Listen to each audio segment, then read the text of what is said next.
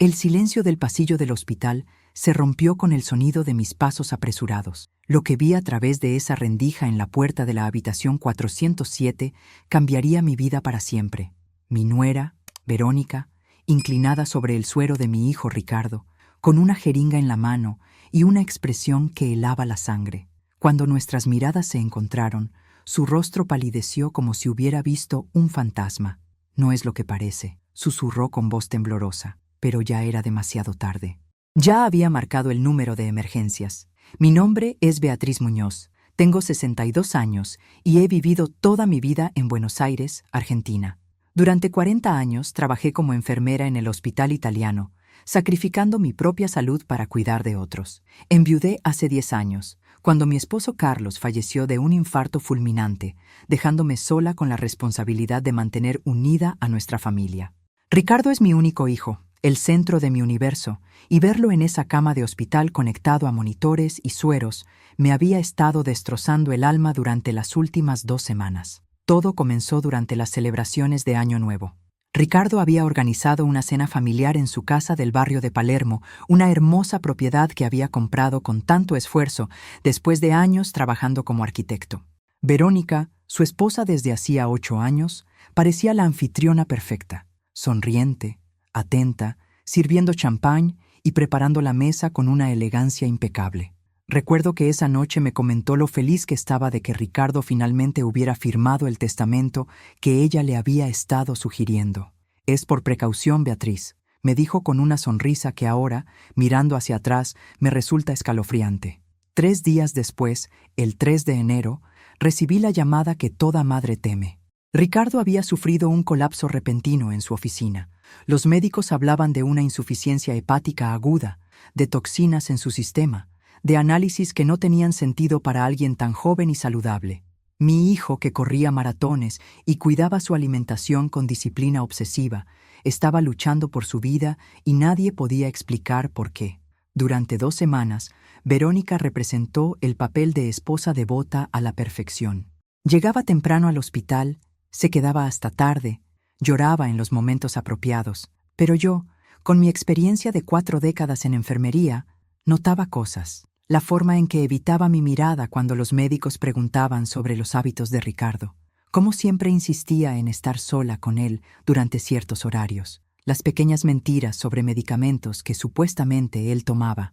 Ese 18 de enero decidí llegar al hospital a las 2 de la tarde en lugar de las 3, mi hora habitual. Algo en mi instinto maternal me decía que debía hacerlo. Cuando llegué al 4º piso y caminé por ese pasillo de paredes blancas impregnadas de olor a desinfectante, la puerta de la habitación 407 estaba entreabierta, y entonces lo vi todo. Verónica estaba de pie junto a la bolsa de suero, con guantes quirúrgicos puestos, sosteniendo una jeringa con un líquido amarillento. Sus movimientos eran rápidos, calculados, practicados. No eran los movimientos torpes de alguien haciendo algo por primera vez. Insertó la aguja en el puerto del suero con una precisión que me hizo temblar. En ese momento, mi formación médica y mi instinto maternal se fusionaron en una certeza aterradora. Mi nuera estaba envenenando a mi hijo.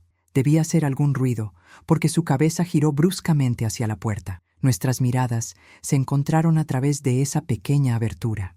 El pánico en sus ojos lo confirmó todo. Dejó caer la jeringa en su bolso Louis Vuitton y se quitó los guantes con manos temblorosas. Abrí la puerta de golpe. «¿Qué estás haciendo, Verónica?». Mi voz salió como un rugido que ni yo misma reconocí. Ella levantó las manos en un gesto defensivo, su rostro perdiendo todo el color. «Beatriz, no es lo que parece. Yo solo estaba limpiando el puerto. Los doctores me pidieron que...». «¡Mentirosa!». Mi grito hizo que una enfermera asomara la cabeza por el pasillo. «Vi la jeringa, vi lo que estabas haciendo. Si llegaste hasta aquí, este es apenas el comienzo de esta historia que te mantendrá al borde de tu asiento. Dame tu apoyo con un like, suscríbete al canal para no perderte ningún capítulo, y cuéntame en los comentarios desde dónde me estás viendo y qué hora es allí. Tu apoyo significa todo para mí». Con las manos temblando marqué el 911 mientras mantenía mi cuerpo bloqueando la puerta. Verónica retrocedió hasta quedar contra la ventana, su bolso apretado contra su pecho como si fuera un salvavidas. «Beatriz, Por favor, escúchame, suplicaba. Pero yo ya no podía escuchar nada más allá del sonido de mi propio corazón martilleando en mis oídos. Emergencia. ¿Cuál es su situación? La voz profesional del operador me trajo de vuelta a la realidad. Hospital Italiano, cuarto piso, habitación 407. Mi nuera acaba de inyectar algo en el suero de mi hijo. Necesito que envíen a la policía de inmediato. Creo que está intentando matarlo. Las palabras salieron de mi boca con una claridad que me sorprendió a mí misma, considerando que todo mi cuerpo temblaba como una hoja. La enfermera que había asomado la cabeza momentos antes entró corriendo. «¿Qué está pasando aquí? Señora Muñoz, por favor, debe bajar la voz. Hay otros pacientes». «Llame al jefe de seguridad ahora mismo», interrumpí. «Esta mujer acaba de contaminar el suero del paciente Ricardo Muñoz. Soy enfermera retirada de este hospital. Trabajé aquí durante 40 años. Sé exactamente lo que vi». Verónica había empezado a llorar. Un llanto dramático que habría conmovido a cualquiera que no hubiera visto lo que yo acababa de presenciar. «Esto es un malentendido terrible. Beatriz está confundida, está bajo mucho estrés, no sabe lo que dice». En ese momento llegó el doctor Martínez, el médico tratante de Ricardo, alertado por el escándalo.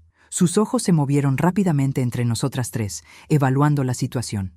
«Señora Muñoz, ¿qué sucede?» «Doctor, vi a Verónica inyectando algo en el suero de Ricardo, una sustancia amarillenta. Usaba guantes quirúrgicos. Tiró la jeringa en ese bolso». Señalé el Louis Vuitton que Verónica abrazaba con desesperación. El rostro del doctor Martínez se puso serio. «Señora Salas, ¿es esto cierto?» «No, es ridículo. Amo a mi esposo. ¿Por qué haría algo así?» Verónica sollozaba, pero yo noté cómo sus nudillos se ponían blancos de tanto apretar su bolso.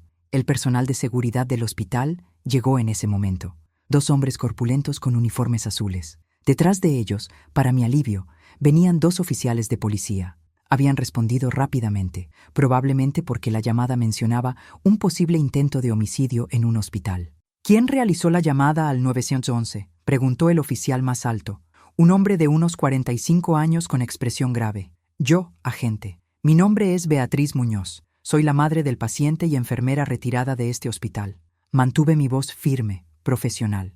Presencié a esta mujer, Verónica Salas, mi nuera, inyectando una sustancia no autorizada en el suero intravenoso de mi hijo Ricardo Muñoz. Cuando la confronté, intentó ocultar la evidencia en su bolso. El oficial se volvió hacia Verónica. «Señora Salas, ¿podría mostrarme el contenido de su bolso, por favor? Esto es acoso. No tienen ningún derecho», comenzó Verónica, pero su voz se quebró cuando el oficial levantó una mano. «Señora, esta es una situación seria que involucra la seguridad de un paciente en estado crítico. Puede cooperar voluntariamente o puedo solicitar una orden, pero eso llevará tiempo que su esposo podría no tener. ¿Qué prefiere?». El silencio que siguió fue ensordecedor. Verónica miró hacia la puerta como calculando sus posibilidades de escape. Miró su bolso. Miró a Ricardo, inconsciente en la cama, conectado a monitores que pitaban con regularidad. Y finalmente, con manos temblorosas, extendió el bolso hacia el oficial. El doctor Martínez había llamado a más personal. Una enfermera ya estaba desconectando el suero de Ricardo y preparando uno nuevo. Otra tomaba muestras del suero contaminado para análisis de laboratorio. El hospital se había convertido en una escena del crimen. El oficial abrió el bolso con guantes de látex que había sacado de su cinturón.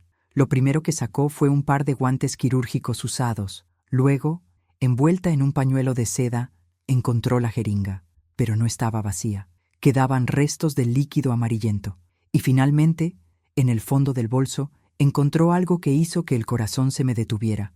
Un pequeño frasco de vidrio con una etiqueta médica en alemán. «Paraquat», leyó el doctor Martínez, acercándose para ver mejor. Su rostro se puso pálido. «Dios mío, es un herbicida altamente tóxico. Causa insuficiencia orgánica múltiple. Los síntomas son consistentes con…». El doctor no pudo terminar la frase, pero no necesitaba hacerlo. Todos en esa habitación entendimos en ese momento la magnitud de lo que estaba sucediendo.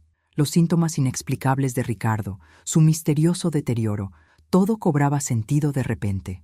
Mi nuera había estado envenenando a mi hijo sistemáticamente, dosis tras dosis, probablemente durante semanas. Verónica se derrumbó en la silla junto a la ventana, su llanto ahora auténtico, alimentado por el pánico de verse descubierta.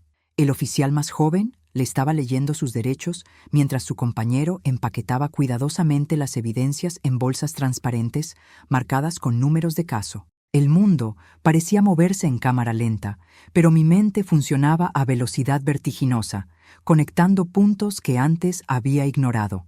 Verónica Salas queda arrestada bajo sospecha de intento de homicidio. Las palabras del oficial flotaban en el aire mientras yo recordaba conversaciones fragmentadas, miradas extrañas, comentarios que ahora adquirían un significado siniestro. ¡Esperen! Verónica levantó la cabeza bruscamente. Su maquillaje corrido por las lágrimas dibujaba líneas negras en sus mejillas. Quiero hacer una declaración. Quiero un abogado, pero quiero hacer una declaración ahora. El doctor Martínez había ordenado una diálisis de emergencia para Ricardo y un cóctel de antídotos experimentales. Señora Muñoz, me dijo en voz baja, alejándome un momento de la escena, su hijo está en peligro crítico. El paraquat es uno de los venenos más letales que existen. No hay antídoto específico. Lo único que podemos hacer es intentar eliminar el tóxico de su sistema lo más rápido posible y tratar los síntomas. Si ha estado recibiendo dosis durante semanas como sospechamos, dejó la frase sin terminar, pero yo entendí el mensaje. Mi hijo podría no sobrevivir. Regresé junto a Verónica, quien ahora estaba esposada pero aún sentada en la silla. Los oficiales esperaban, grabando todo con sus cámaras corporales. «Habla», dije con una voz que no reconocí como mía, fría como el hielo.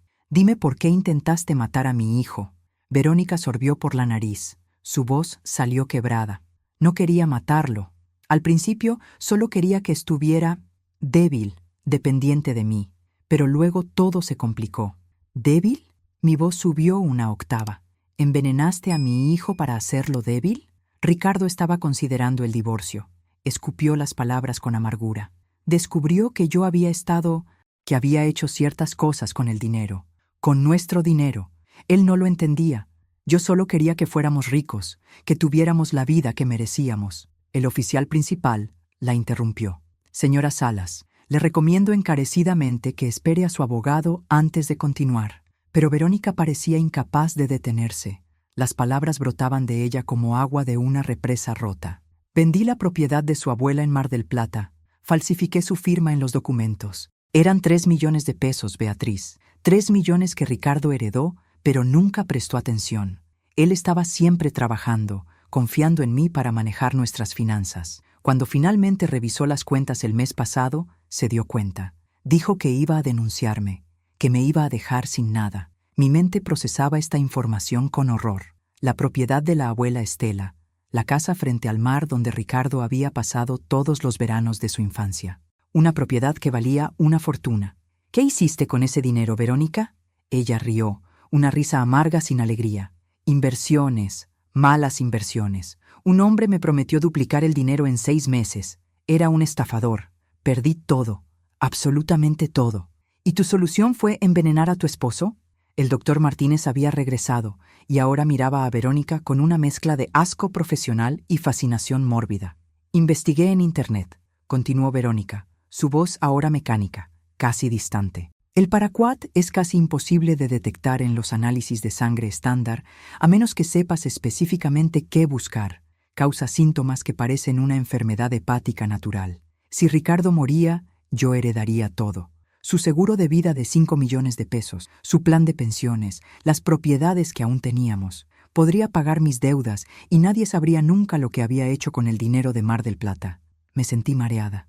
Tuve que apoyarme en la pared para no caer. Mi nuera, la mujer que había compartido la mesa de Navidad con nosotros durante 8 años, la mujer que llamaba a Ricardo mi amor y me llamaba mamá a mí, había planeado fríamente asesinarlo por dinero que ella misma había robado. ¿Durante cuánto tiempo?, preguntó el oficial, su voz profesional pero sus ojos mostraban repulsión. ¿Cuánto tiempo lleva envenenándolo? Verónica cerró los ojos. 3 semanas. Comenzó el día después de Año Nuevo. Pequeñas dosis mezcladas en su café matutino al principio. Cuando fue hospitalizado, pensé que sería más fácil, más rápido. Nadie cuestiona a una esposa devota que trae comida casera y pasa horas al lado de su marido enfermo. Las siguientes horas fueron un torbellino de actividad frenética.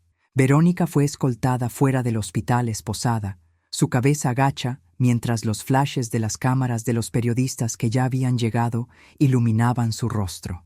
Las noticias viajan rápido en Buenos Aires, especialmente cuando involucran intentos de asesinato en uno de los hospitales más prestigiosos de la ciudad. Yo permanecí junto a Ricardo mientras un equipo de especialistas en toxicología trabajaba para salvar su vida.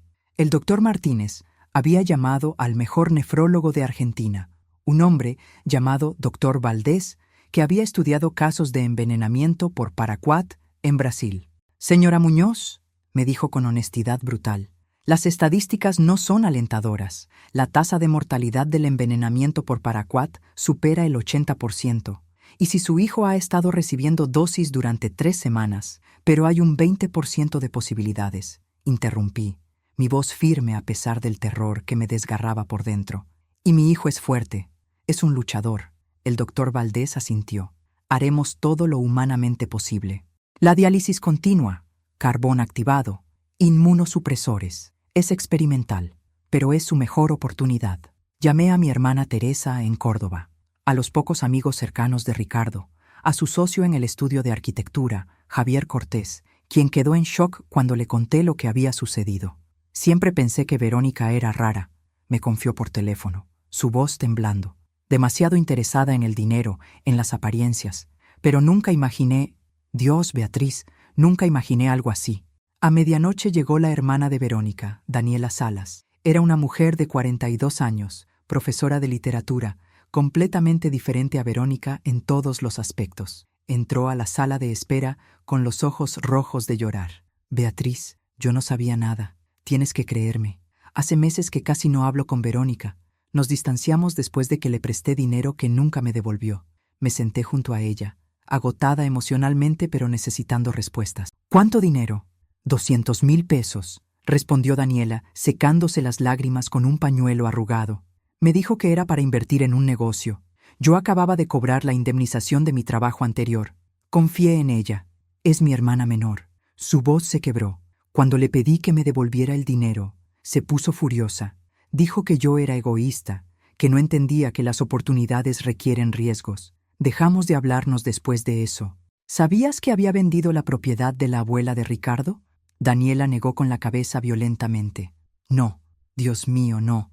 Si lo hubiera sabido, si hubiera imaginado que era capaz de falsificar documentos. Se cubrió el rostro con las manos. Nuestros padres están muertos. No tendrán que vivir con esta vergüenza. Pero yo tendré que cargar con esto por el resto de mi vida. En ese momento, una detective de la División de Homicidios se acercó a nosotras. Era una mujer de unos 50 años, cabello corto, grisáceo y ojos penetrantes. «Soy la detective Romina Paz. Señora Muñoz, necesito hacerle algunas preguntas sobre su nuera». Durante la siguiente hora, reconstruimos la historia financiera de Verónica y Ricardo. La detective trajo documentos incautados del domicilio de la pareja. Había registros de transferencias sospechosas, contratos con empresas fantasmas, correos electrónicos con un hombre llamado Gustavo Ferreira que prometía rendimientos imposibles. «Este Ferreira es un estafador conocido», explicó la detective Paz. «Ha estado en nuestra mira durante 2 años. Usa diferentes nombres, diferentes esquemas, pero el patrón es siempre el mismo. Promete duplicar o triplicar inversiones y luego desaparece». «¿Cuánto perdió Verónica exactamente?», pregunté, aunque no estaba segura de querer saber la respuesta. La detective consultó sus notas.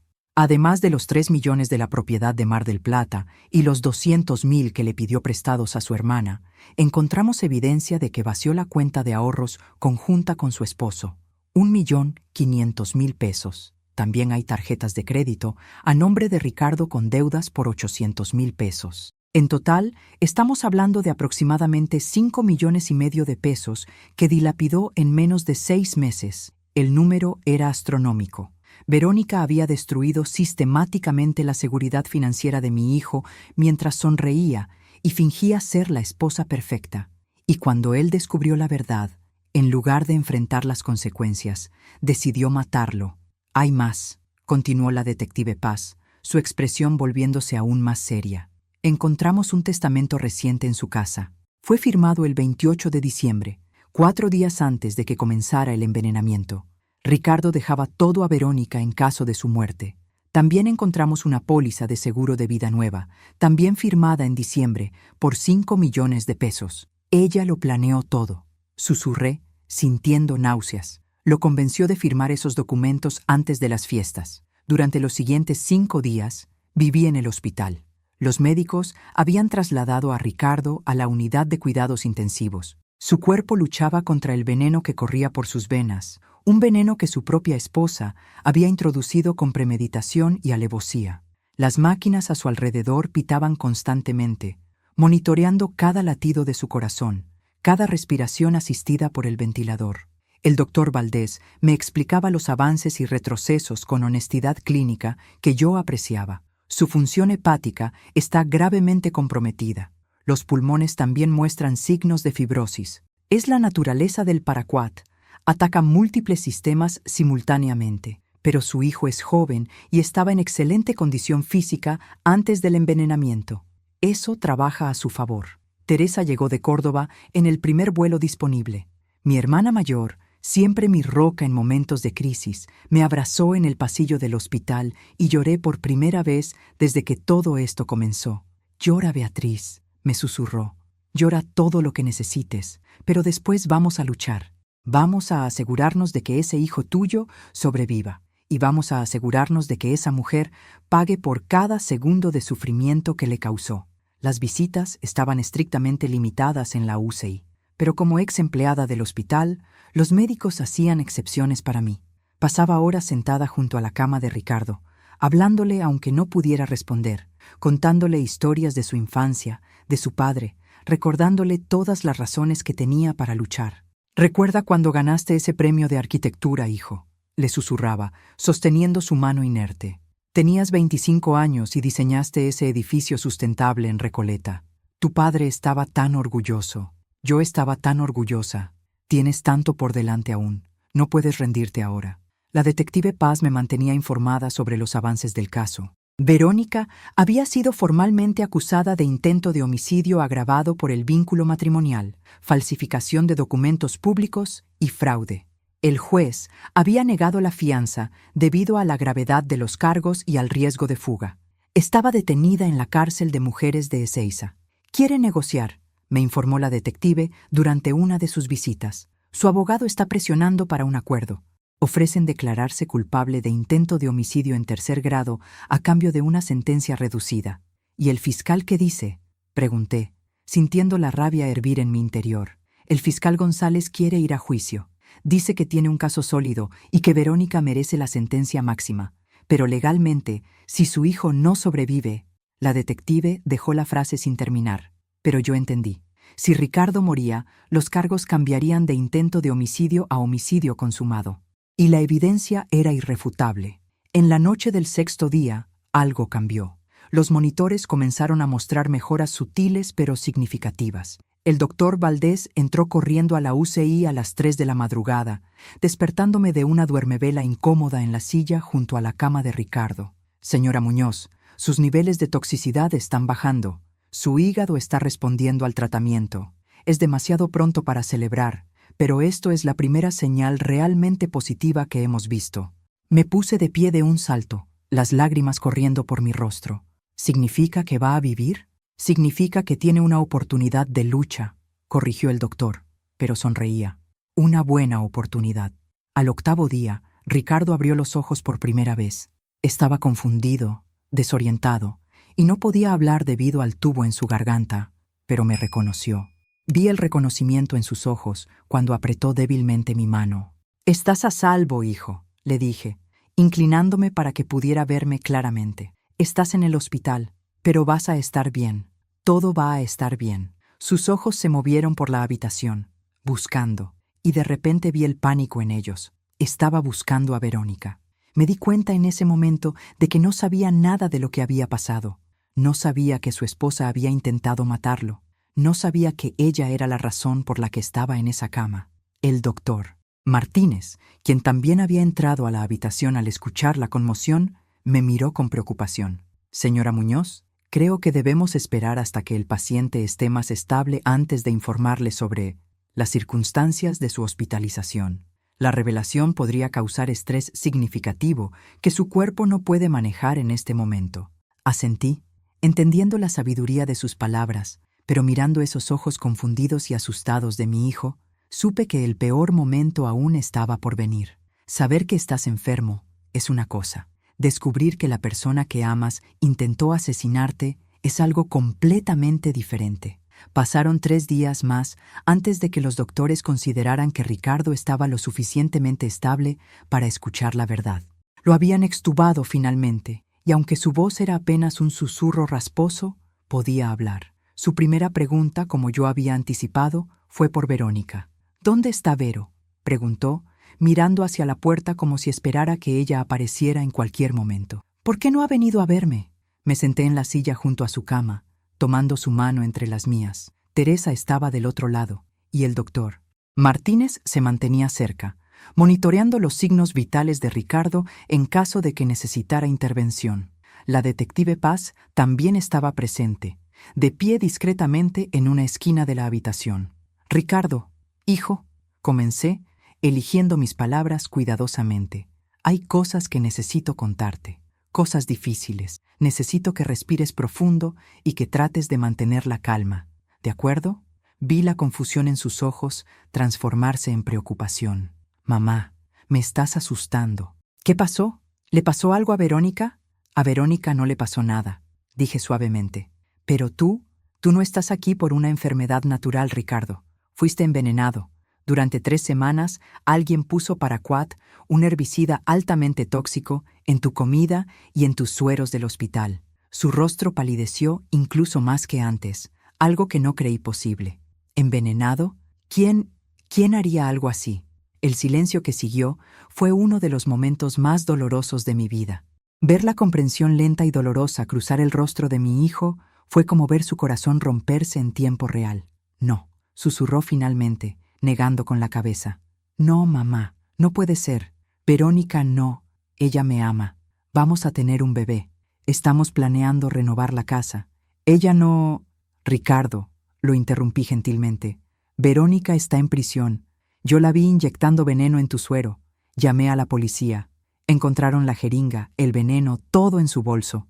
Las lágrimas corrían por mi rostro mientras veía el mundo de mi hijo desmoronarse. «Y hay más, hijo.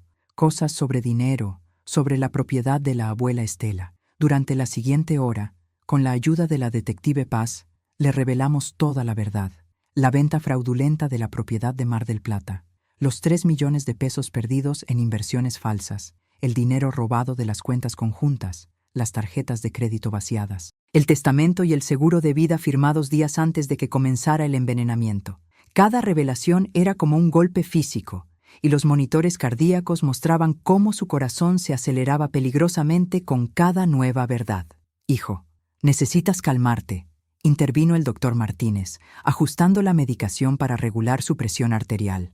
«Tu cuerpo todavía está muy débil».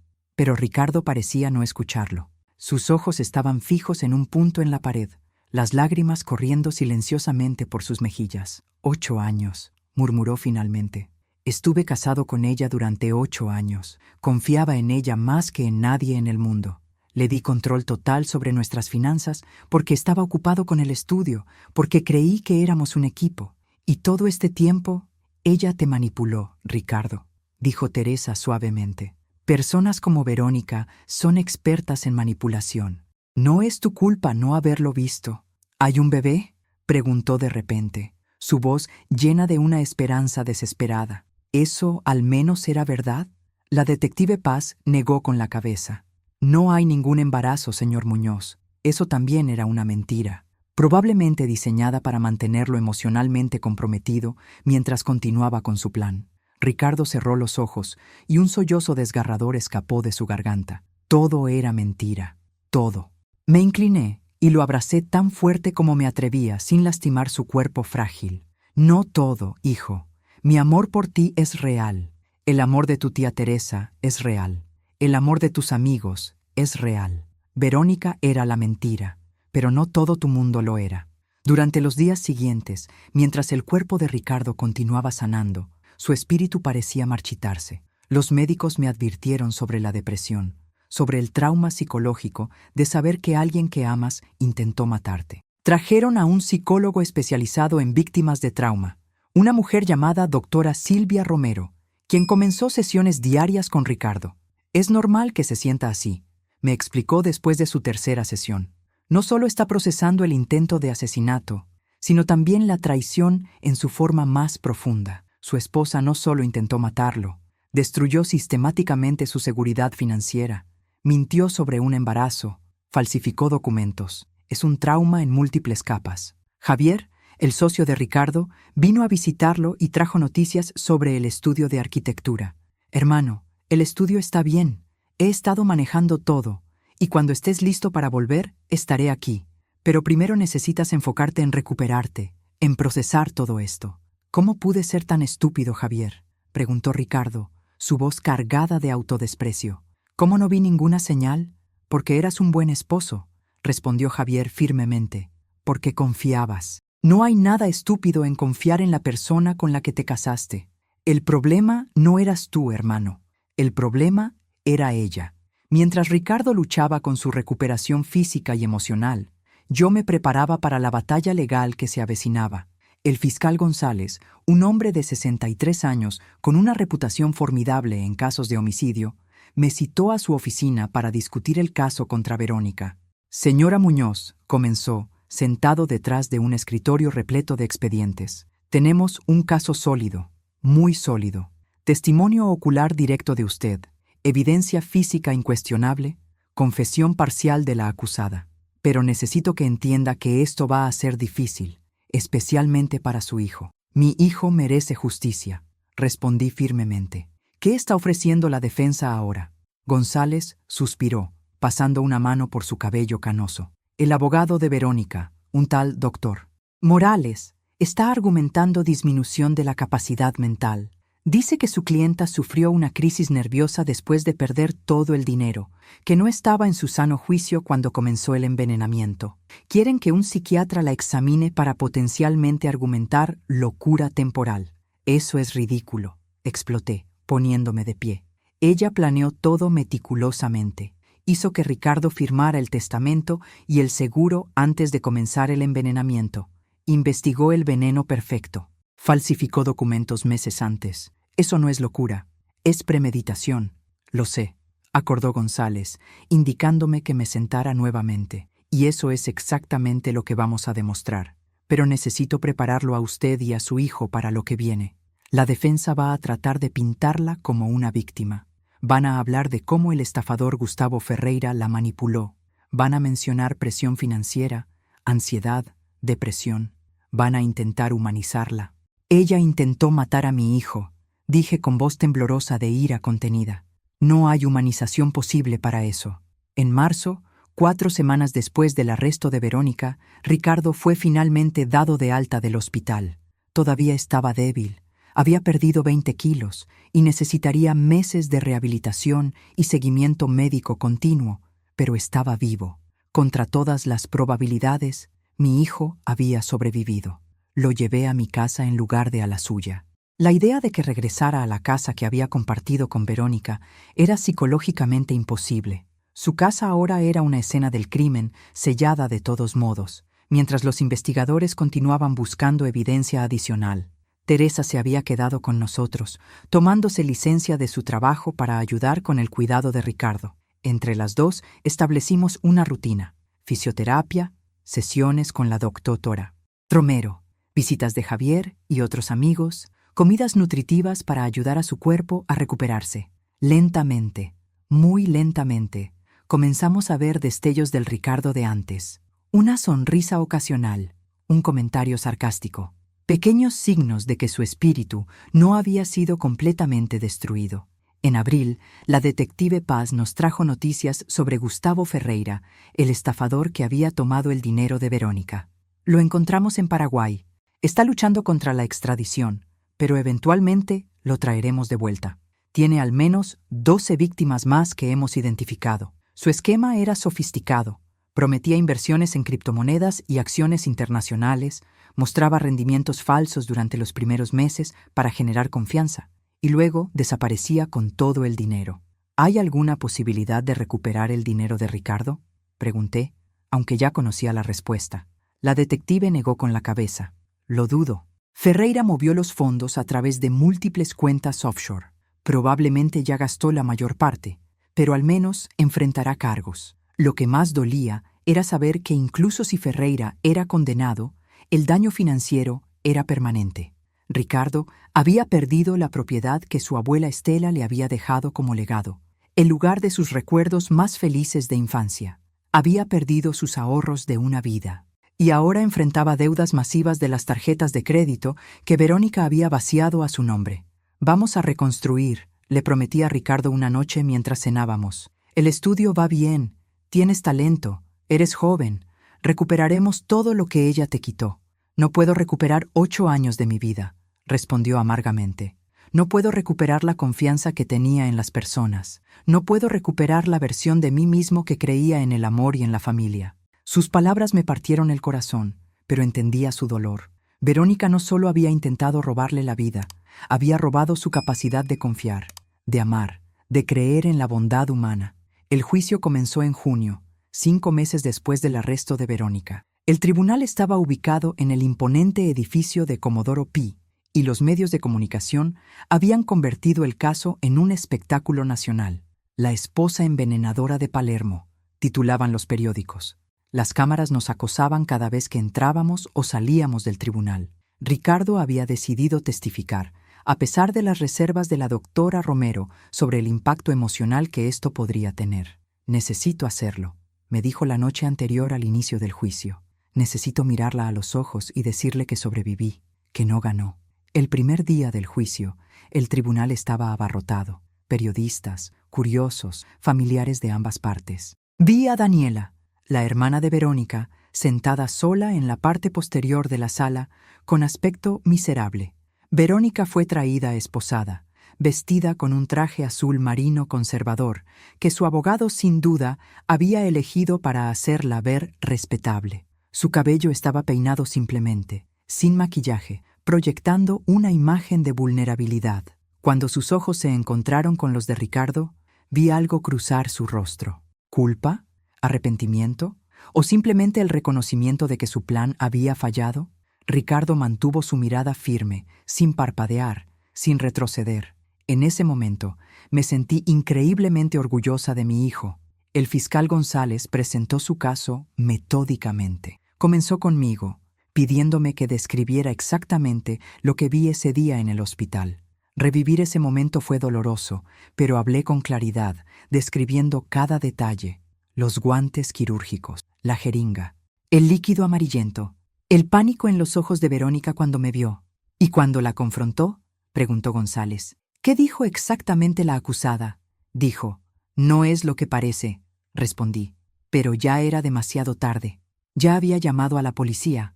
El abogado defensor, doctor Morales, un hombre de 40 años con un traje caro y modales suaves, intentó sugerir durante el contrainterrogatorio que yo podría haber malinterpretado lo que vi, que tal vez Verónica simplemente estaba ajustando el goteo del suero. Pero mi experiencia de 40 años como enfermera hizo imposible que sus argumentos tuvieran tracción. «¿Señora Muñoz?», preguntó con una sonrisa condescendiente. «¿No es cierto que usted nunca tuvo una buena relación con mi clienta? ¿Que siempre sintió que no era lo suficientemente buena para su hijo?» «Eso es completamente falso», respondí firmemente.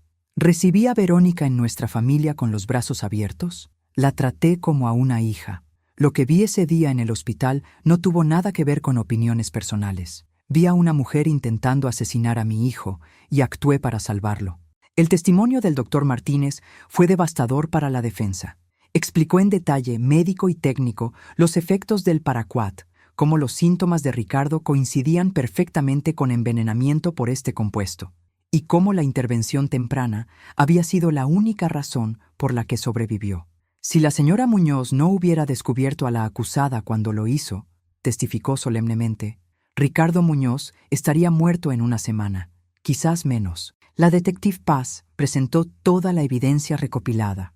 La jeringa con residuos de paraquat, el frasco encontrado en el bolso de Verónica, los registros de compra del herbicida bajo un nombre falso, las búsquedas de Internet en su computadora sobre venenos indetectables y cómo causar insuficiencia hepática. Era una montaña de evidencia imposible de refutar. Cuando Ricardo subió al estrado al tercer día del juicio, el silencio en la sala era absoluto. Estaba visiblemente nervioso, todavía más delgado de lo que había estado antes de la hospitalización, pero su voz era firme cuando comenzó a hablar. Amaba a Verónica, dijo simplemente, sus ojos fijos en ella. La amaba con todo mi corazón. Le confié mi vida, literalmente. Pensaba que íbamos a envejecer juntos, a tener hijos, a construir un futuro.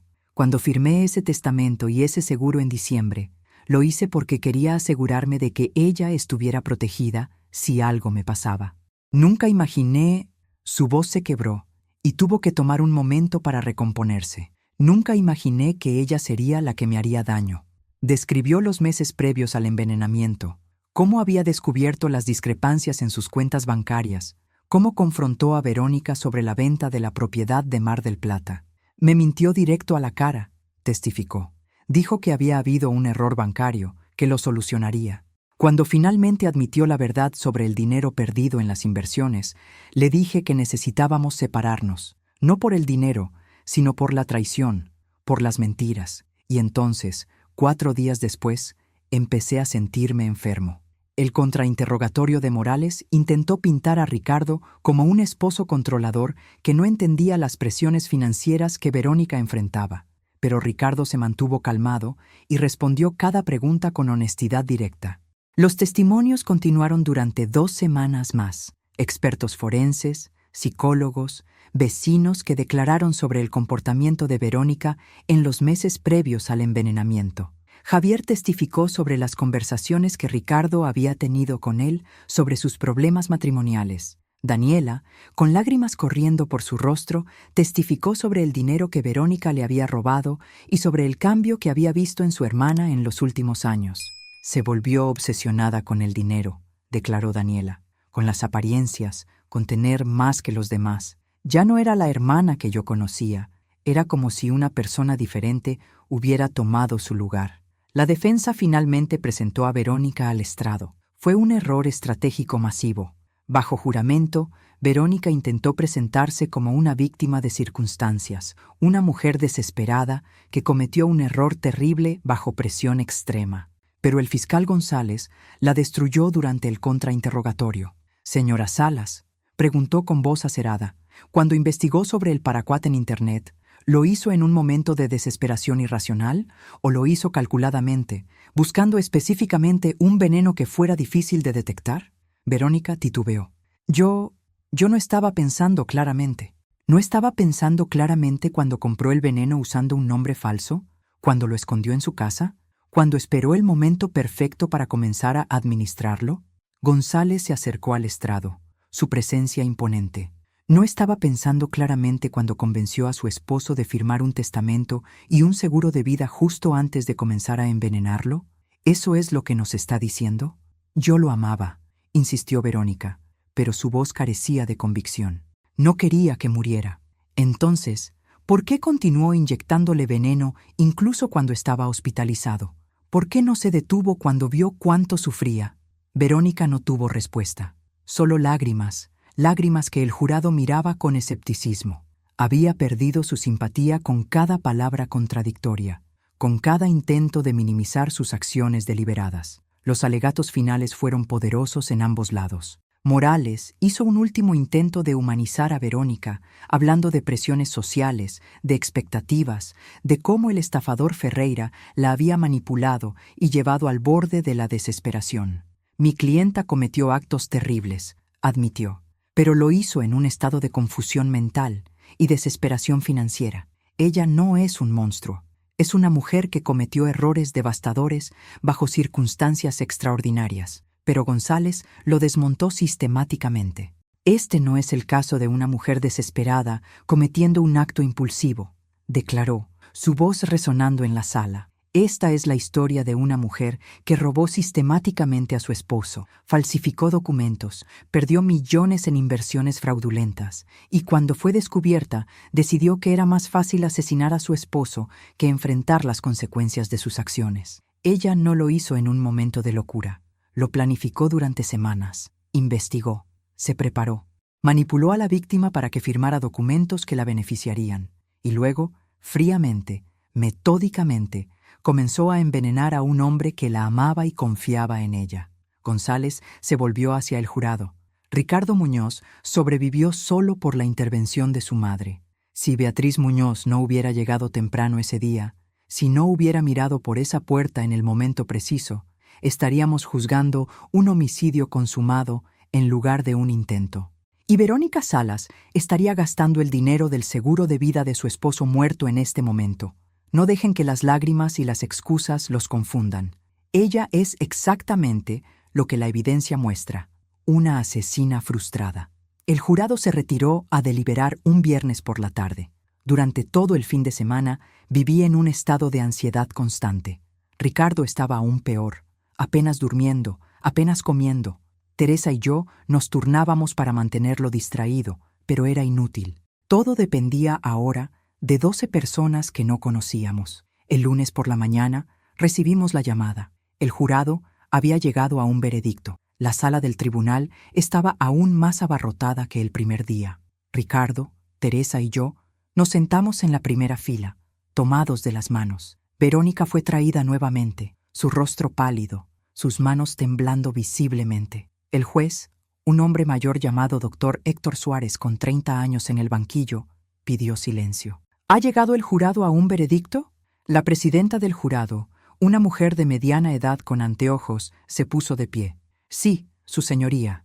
En el cargo de intento de homicidio agravado por el vínculo, ¿cómo encuentra el jurado a la acusada? El silencio fue ensordecedor. El mundo pareció detenerse. ¡Culpable! La sala explotó. Gritos, llanto, periodistas corriendo hacia las puertas para transmitir la noticia. Ricardo dejó caer su cabeza entre sus manos y sollozó. Teresa me abrazaba mientras yo miraba a Verónica, quien se había derrumbado en su silla, su abogado intentando consolarla inútilmente. El juez golpeó su mazo repetidamente, restaurando el orden.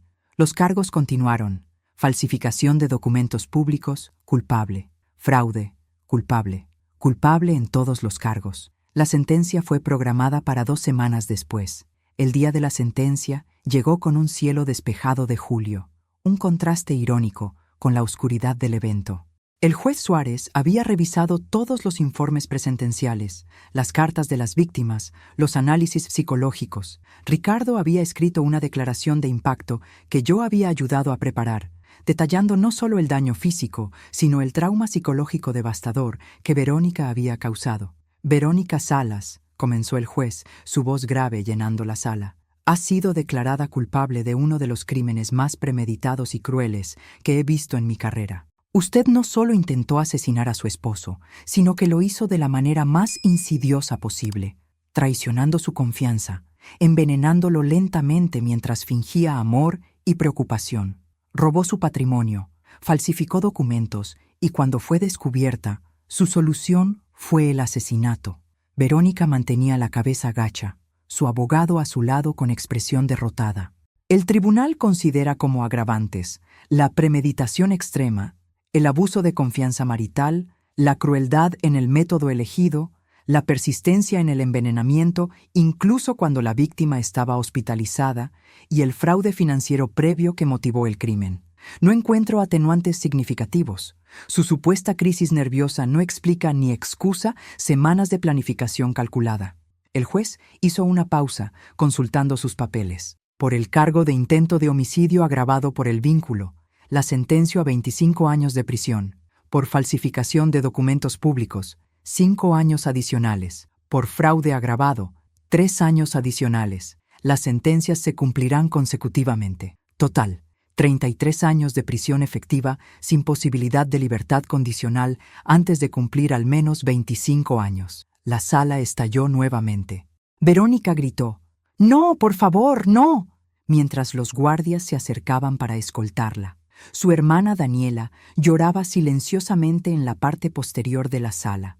Además, continuó el juez elevando la voz sobre el ruido, ordeno la restitución completa de todos los fondos fraudulentamente obtenidos o gastados. Si bien entiendo que la recuperación real de estos fondos es poco probable, quedará una deuda civil permanente. Ricardo me apretó la mano tan fuerte que dolió, pero era un dolor bienvenido. Era el apretón de alguien vivo, alguien que había sobrevivido contra todo pronóstico. Verónica fue sacada de la sala, su llanto aún audible mientras desaparecía por la puerta. Afuera del tribunal, los medios nos rodearon inmediatamente. El fiscal González habló primero, agradeciendo al equipo de investigación y al jurado. Luego, me pidió que dijera algunas palabras. Solo quiero decir, comencé, mi voz temblando ligeramente, que la justicia no borra el dolor ni deshace el daño, pero sí envía un mensaje. Envía el mensaje de que las acciones tienen consecuencias, que no puedes destruir la vida de otra persona sin enfrentar el peso completo de la ley. Mi hijo casi muere.